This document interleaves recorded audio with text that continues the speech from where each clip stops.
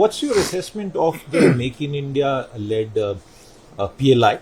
In fact, there's ELI also to sort of, it goes together. But now that we've seen a few years of that happening and some back and forth as well, the government internally sort of re-looking at it, industry also responding in a certain way.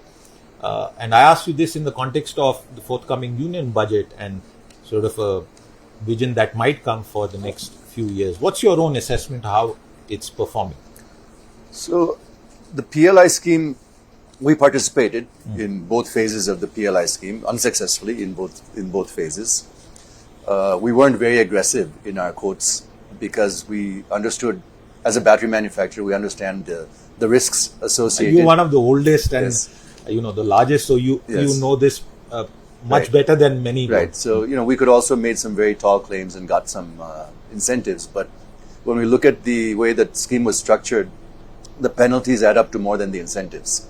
So if you're a serious player and you're actually putting money into the project, you can't take that risk on your balance that's sheet. a huge risk to take. And if you have to meet the kind of timelines that some of the bidders bid on this, it's going to be impossible to meet those timelines. So we're not discouraged by it. We're moving ahead with our plans with or without the PLI.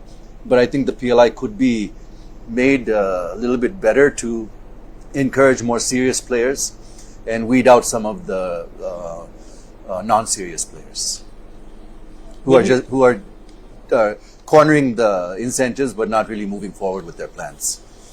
Therefore, to a policymaker who may sort of ask you for advice, what would you say? How do policymakers fix this? Because when we put such questions to policymakers, they say, we can't pick and choose. We have to make a policy that is open and transparent. It's our best intent to make sure that it works, but don't ask us to sort of control downstream market behavior.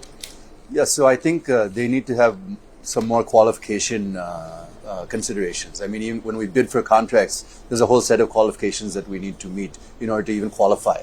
So why can't we have such type of qualifications for these schemes as well, is my question.